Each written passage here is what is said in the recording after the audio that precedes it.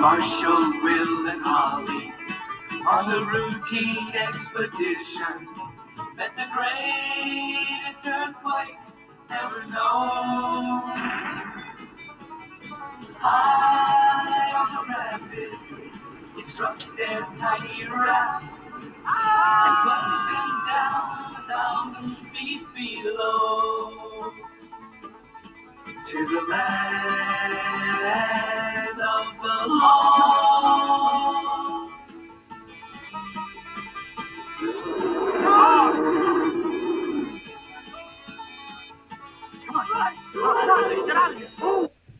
Welcome back, my fellow agents. It is I, X7, your stop motion animated agent of awesome, here to talk about the penultimate episode of The Land of the Lost first season. This was broadcast and I did not have that pulled up, so please forgive me. We'll find out momentarily. I'll tell you what day it was, and we will go from there. But while I'm looking for that, please like, share, subscribe, vote in the poll if there is one today. There might not be. And leave a comment. If you're watching on YouTube, please watch for a couple more minutes. It really helps the algorithm, and really, we really appreciate it. Oops, there we go. This episode is called The Hurricane. It was written by Larry Niven and David Gerrold, and really this is a prequel, or it's actually a two-part episode with this one and the next one. So just sit back, grab yourself a stack of Stone Age wheat cakes, not made out of slee stacks, hopefully, and let's get this show on the road here. This is a great episode. And like I said, it's really these two episodes, these next two are just phenomenal. Let us hear it, Grubby. So, as I said, written by David Gerrold and Larry Niven, who are just two great science fiction writers, and obviously they knew what was coming up in the next episode. Look, there's Alice right away. We get her to see her chomping on some bloody carcass, which kind of looks like a chicken which, chickens are dinosaurs. She doesn't even notice them. I don't know what they're scared about. If they don't go near her food, she won't care. Of course, this was back in the day when dinosaurs would immediately go after a human, no matter what they saw. The carrot patch should be just ahead. And that's not all, look! And Spike... What is this, a convention? Every time we turn around, there's another dinosaur. We're everywhere today. We better stand back. Come on. He doesn't even charge or anything. Well, okay, he does charge a little bit. Another close call. Lucky for us, Spike's so nearsighted. Lucky for you don't have any more of that perfume. I mean, Spike may not think we're much of an afternoon snack, but we'd look awfully funny as a hood ornament. And where we go today, a dinosaur is. I know a place where there wouldn't be. So there's a call back to episode 10, the Paku who came to dinner. And now we're climbing up to the side of a mountain. Hey, watch the loose rocks. Hey, I thought you said this would be easy. No, I didn't say it was going to be easy. I said it was going to be fun. You want to rest for a while? Yeah, come on. Wow, it's a long ways down. I turned that around. We've climbed a long ways up. Well, I know that. Why do you think we're so out of breath? I've been climbing so hard, I've been concentrating so hard on climbing, I haven't had time to get scared. Huh. Well, you have nothing to fear, but... Fear itself. I know, but that doesn't always work. Boy, she's not kidding. But that was one self-satisfied smile on her face. Let's get going. You ready? Ready. All I right. think. This isn't quite the Lost Continent from 1951, where they climb and climb to get to the dinosaurs, and then they climb some more and more. And Aquanetta is hardly in it. But here we are. Boy, we sure are high up. Look how far you can see. Yeah. How come they're not sweating? Hey, I wonder why they put a pylon up here. You gonna open it? Sure, why not? Well, just be careful. Remember what happened last time? I'm only gonna look. Maybe it's different inside. I mean, they must have put it way up here for a reason. They. Who are they, Will? I wish every time someone says that should be the first question you ask. Hey, Will, you better be careful. The Skylines might get you. I'm not gonna touch anything. I'm just gonna look. Well, I don't think I'm going to go in. If anything happens, it's going to be your fault. Holly Nothing's is gonna happen. Holly is the voice of reason, and guess what happens right away? Will, you made lightning! Sorry. It was an accident. You said you wouldn't touch anything. Don't worry. I know what I'm doing. Hey, this makes... And this is Just what like happens. the river. It came all the way around. Look, little parachute. Well, not the worst. I mean, considering that's all chroma key almost. I really love the sets, though. I don't know how they didn't Sure, think there to. must be a time doorway. I don't know how they didn't think to have that as a set itself. Did I say this was first broadcast on December 21st, 1974?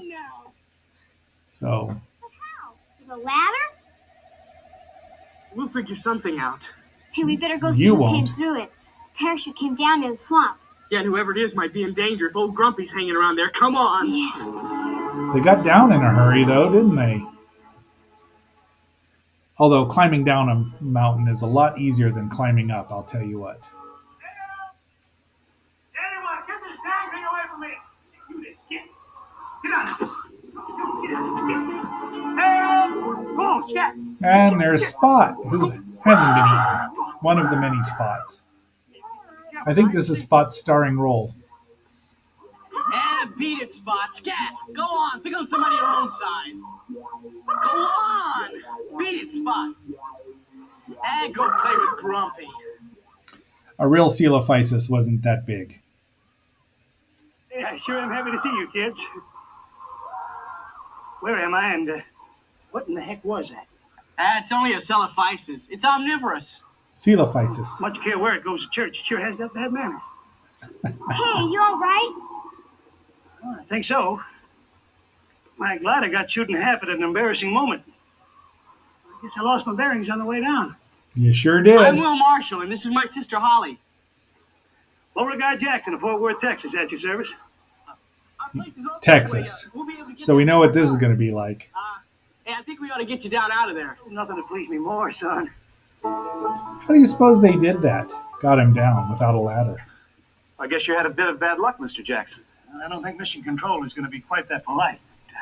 If you'd be so kind as to point me to a telephone, I'd appreciate it. Well, the nearest telephone is light years away. This is another world, a closed universe. It's not quite like Earth.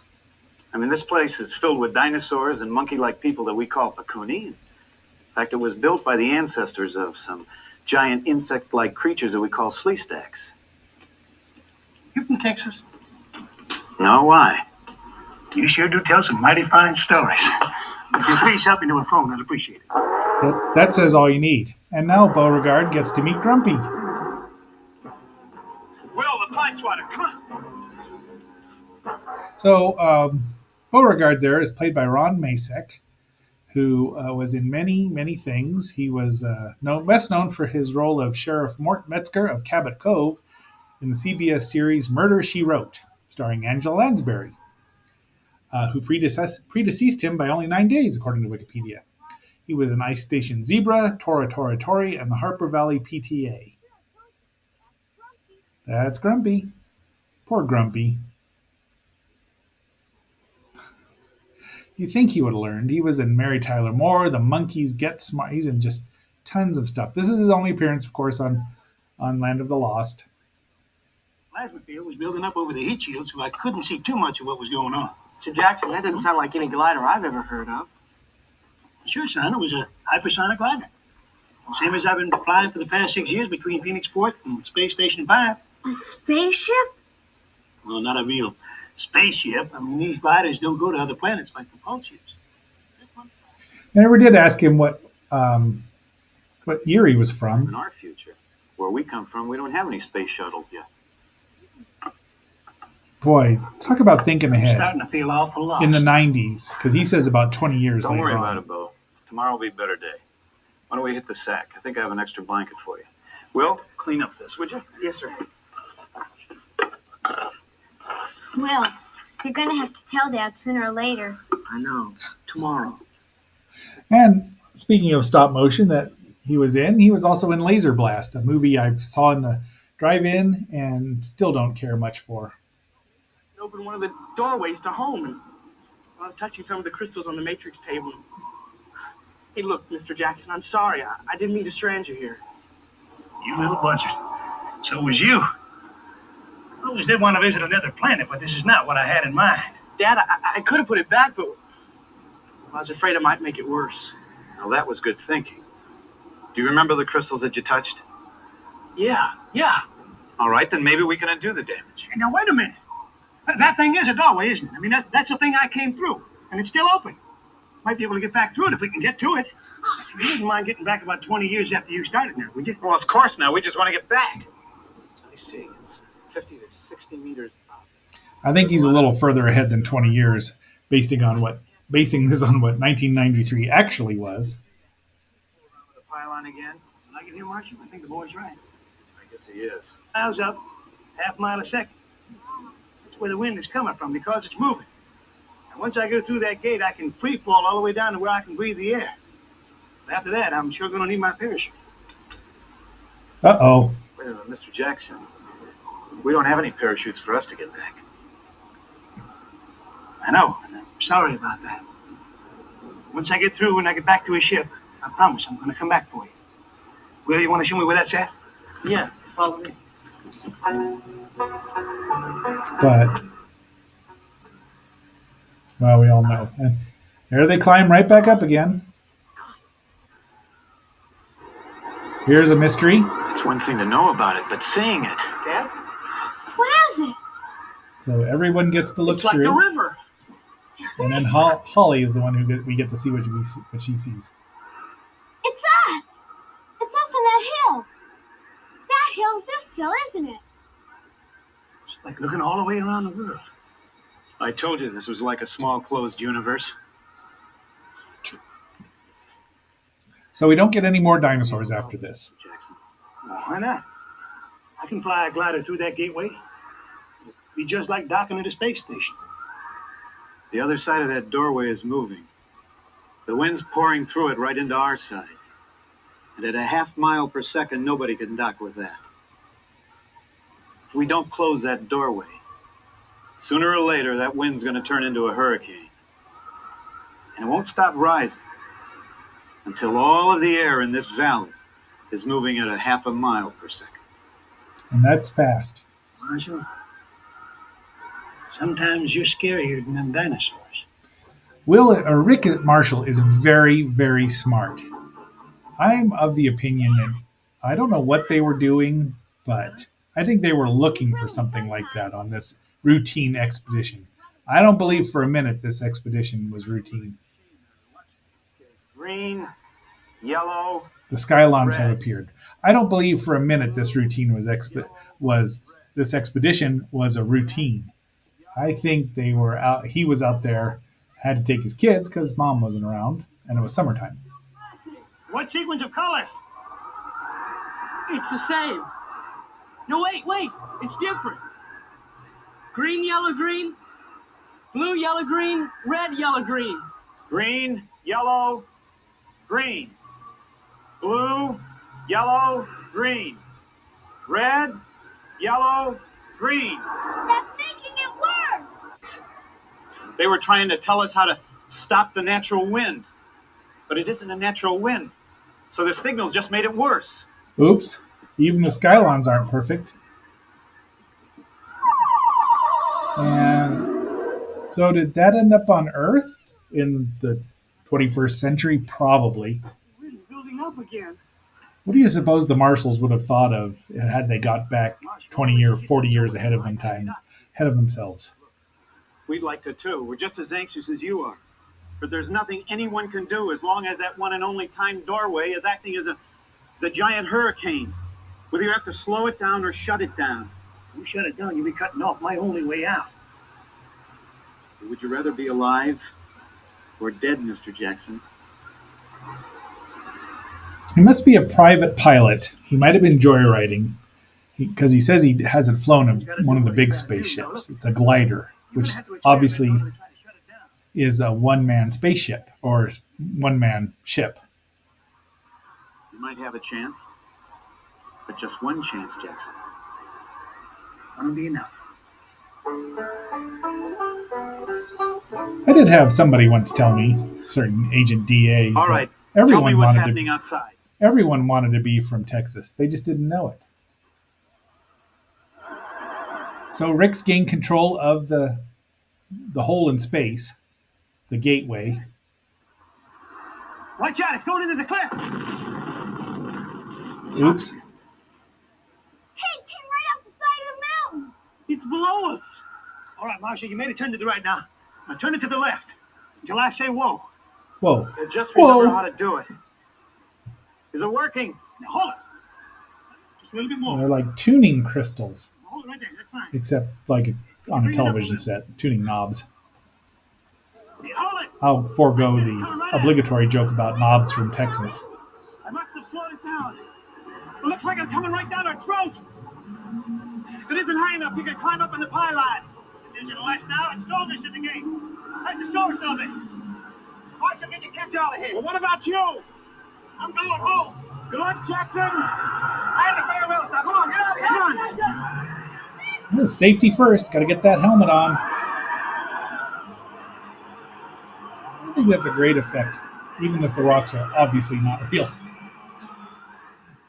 It's just we believed in 1973. We were sure. We didn't know what was going to happen, and he walked right through it, and poof!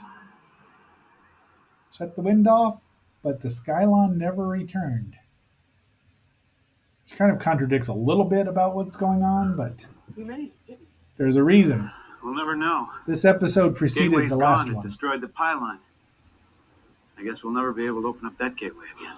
Well, I guess we'll have to find another pylon. You just wait a minute. I catch you fooling around with another pylon.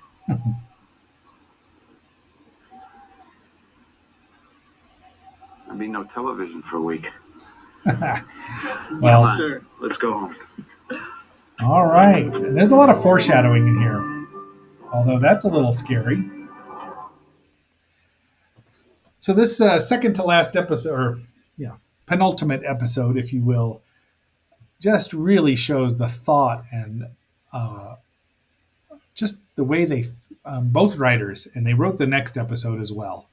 So obviously they work together. That's why I say it's really a two-part. This is the first part.